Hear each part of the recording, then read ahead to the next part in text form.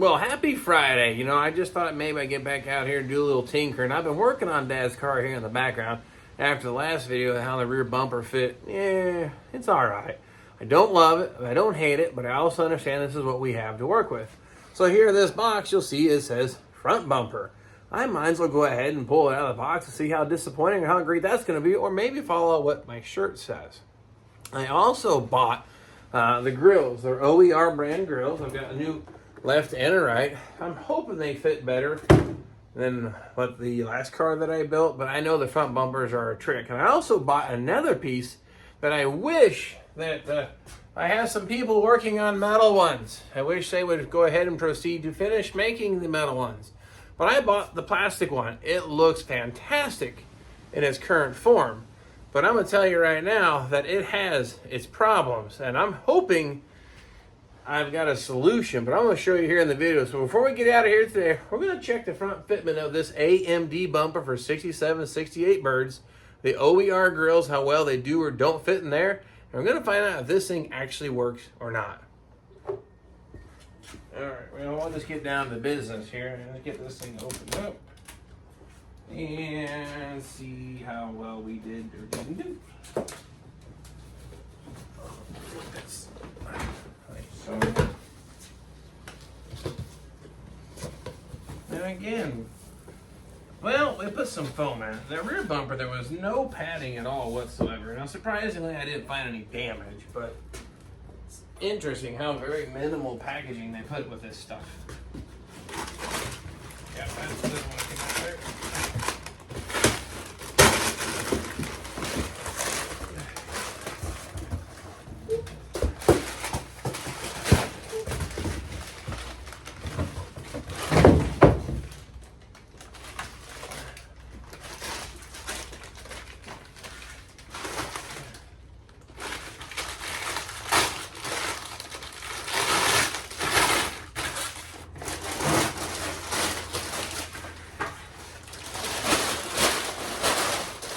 Well, at first glance, it doesn't look too bad, but I'm wondering what these look like in the openings.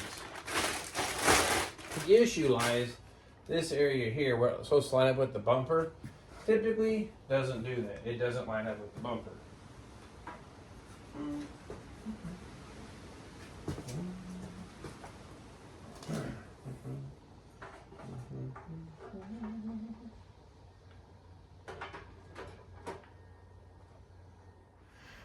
Here's what I'm looking at. Now, the grill obviously is brand new, but look at the gap in here. I mean, you can almost put a marker between that. It gets closed up here, changes shape, touches there, it gets a wider gap there. Now, I have a friend who did a pretty good job of cleaning up some of the metal, but you'd have to take off, about yay much here. That'll get where that touches, but the problem is then this is already overlapping, so you'd have to remove a section of material,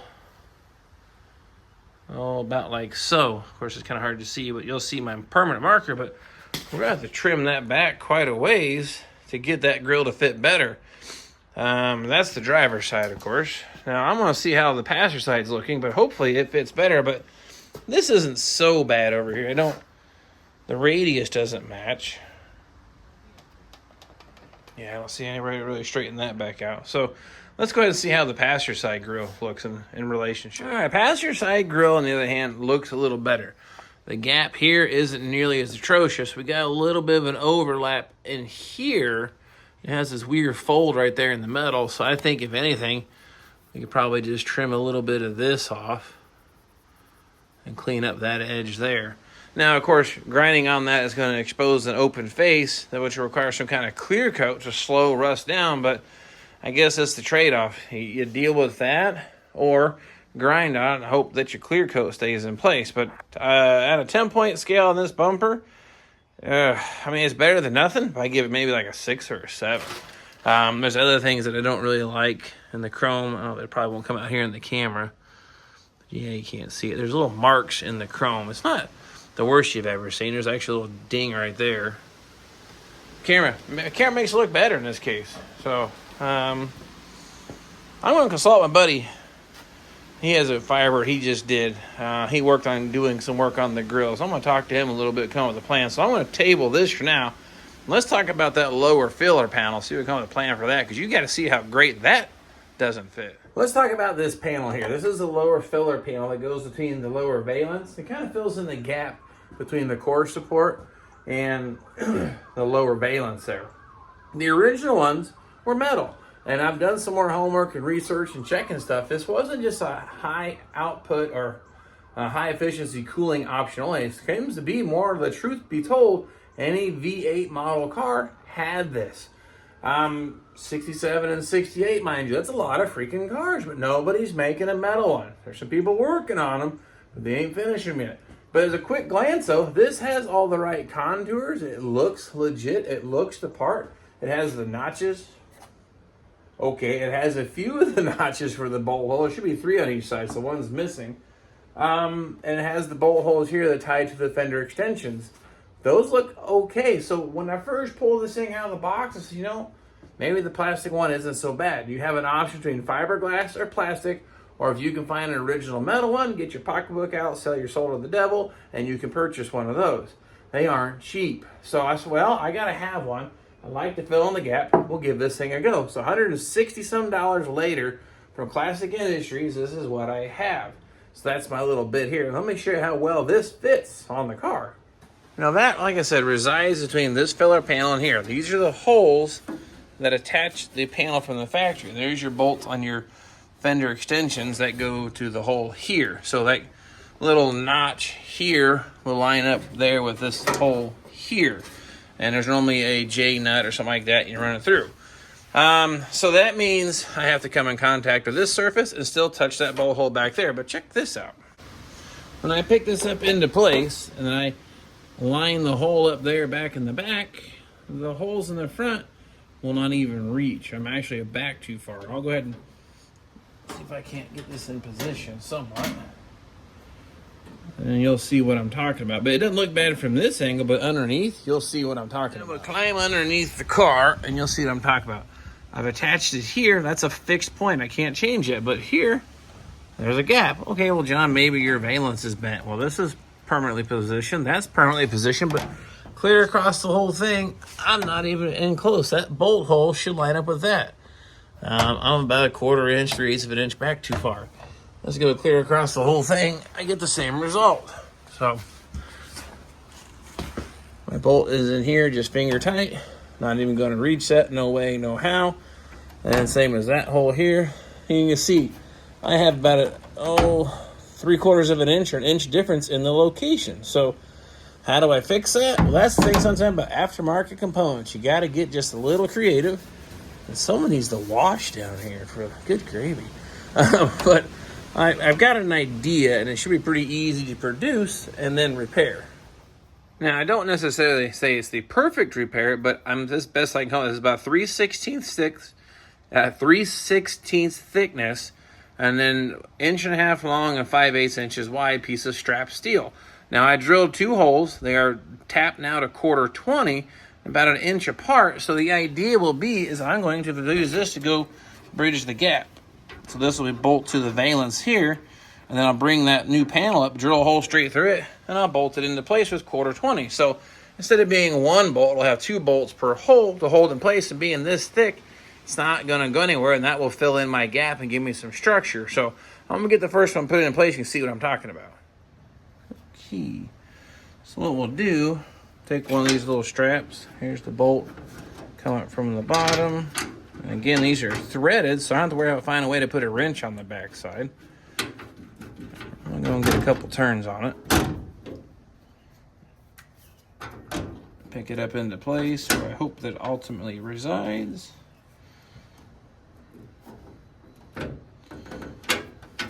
Go mark on a permanent marker, check. What I'll do is I'll go clear across and do all 6 of these spots. And then I'll drop that valence back down, punch 6 holes, and then we should be in pretty good sorts.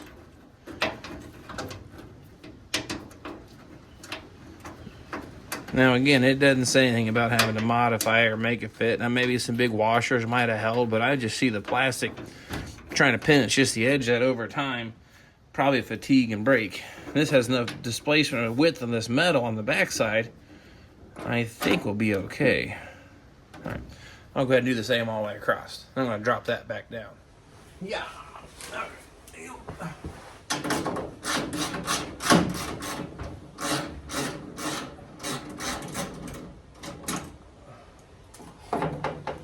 One side.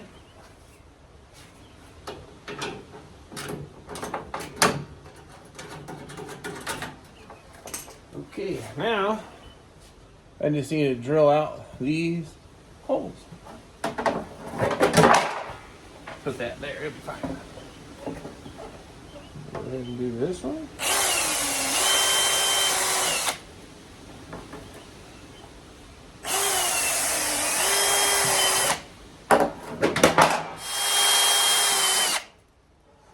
Okay, now let's put it right back up into place, but run all of our bolts through it then.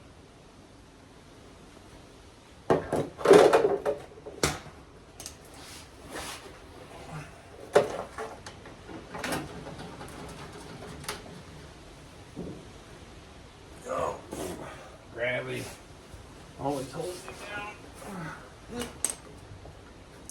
Yeah. Put that there.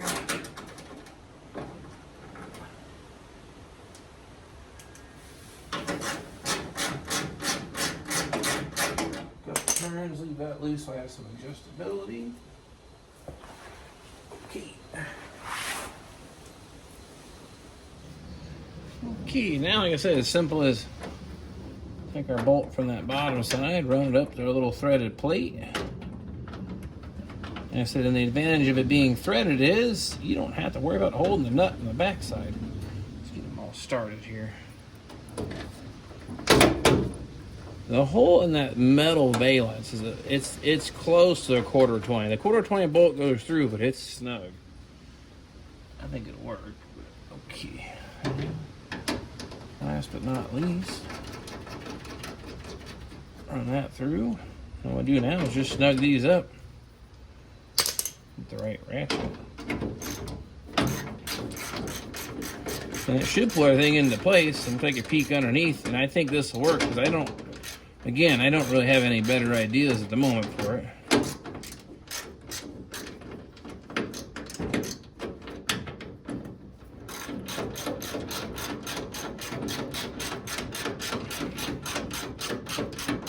Now, once you got this position, theoretically, you wouldn't have to take them both loose. You can just take maybe the rear ones out if you had to drop that valence down. I'm going to probably take that loose to adjust my front bumper, but I guess we'll call this our mock-up. Make sure it's going to work, but I think the answer is yes.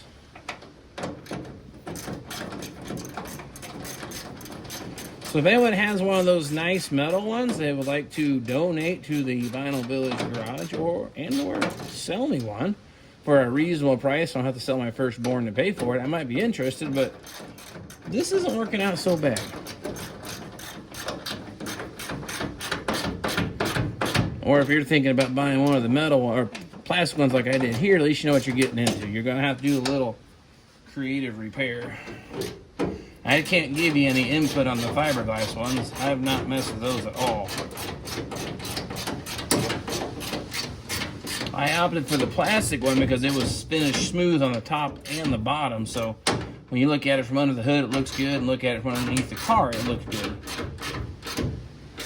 All right, see looky-loo. Okay, now let's see. The only thing you're going to have for a telltale sign is the double bolt thing, but that is solid. I feel much better than trying to put a big washer on this bolt and try to... What are you going to clamp it to? There's too much of a gap. It would never squeeze down and hold it in place. You might be able to get away with a big washer on this one, but you're just barely catching that rear lip here. Maybe an 1/8 inch or so, so it doesn't have much bite. So this is the best solution. It's quick and easy. Like I said, it's a 3/16 piece of strap. 5/8 inch wide, I cut it 1.5 inches long, and I just used 1/4-20 bolts here with a lock washer and ran them right into place, and I'd say that's going to hold up and look pretty good. Now, I'll probably have to take that back off to put the front bumper on, once I come up with a solution for the grills. Let's see, what else have I been doing? Stab some shiny bits on it. It'll tell you what, that is the clearest windshield you've ever seen in your entire life. It's so clear you can go clean through it, because let's just say we had a little incident installing the trim, and well, anyway, we'll talk about that some other day because I don't want to talk about it. Mirrors are installed. You look carefully in here, you'll see little blinky lights. This is going to be a turn signal indicator mirror. Got the wiring ran through the door jam, got the antenna on there, got some shiny bits here. The door actually opens and shuts now with the handle. Listen to that, it just shuts effortlessly. Glass is in here. Oh, yeah. I'll go over there to the driver's side. You guys and gals saw the rear bumper. Side markers are in. Got the Pontiac logo going script on the trunk deck. Now, one thing that I do when I put the hardware back in, I use a little RTV for a couple reasons. It seals the holes, and it also kind of helps as like a lock nut. These speed nuts don't always stay on the best as they should. Trunk is painted, vibration dampeners. Taillights will be in as soon as my dad comes up with the taillight lens gaskets, but I've got my lock cylinder installed. Fuel door, we had that last go around. And then, same thing on the driver's side. I still got to put the rocker trim on. It's sitting right here. That's been one of those boxes of things to do. But, I'm going to get my arm stuck in here. But check this out. Ta-da! We have the proper bird glass now for the driver's side. This was missing when we purchased the car. It was a replacement door, some kind of collision at some point, but now I have both left and right bird glass back into this car. So there you have a quick little recap on Dad's Lamborghini. We're down to about 2 weeks-ish till Firebird Fest. Not gonna make it. I wasn't necessarily trying to, but secretly, deep down, I was hoping that I would make it, but I don't want to rush things. So you want to still make it a nice car. And I don't do this full time. I sneak out here 30 minutes, 40 minutes, half hour, 10 minutes between stuff just to kind of tinker. It's one of the advantages of working in your garage attached to your house. You can tinker on this stuff a little bit, because 10 minutes here, 10 minutes there adds up to get me where I'm at now. Just a little over a year, and I've just about got this car complete. So, I'll do some thinking on the grills there. I don't like the front bumper. I'd like to get that front bumper installed, because that would really help pull this thing back together and look like a car again. So that will be coming up. I will definitely show how front bumper assembly goes together, even if I don't end up modifying the grills and just putting it together and making the best of it. I still think maybe putting that front bumper on is video worthy. I've done it before, but I think it's worth touching on that topic again. So nonetheless, I'm wrapping it up thing here for today. Maybe it wasn't such a bad sign after all. That valence, the quality of the piece is like almost an 8 or a 9. It's nice, except for the dimensions are just a little bit off. If they would have nailed the dimensions, that thing would have been a home run. But my mod, quick, easy. I got it done in less than probably 10 minutes, that whole modification. Okay, drilling those straps out, so it's maybe 15 minutes. But I now have a filler panel that will look good and hold up for an okay price. We'll just call it that. So thanks for following me on the old Lamborghini. Whatever I decide to get back into, or something you want to see, please let me know before I just go ahead and sometimes knock some of this stuff out. And definitely I'll get the camera, and I hope to see you all then.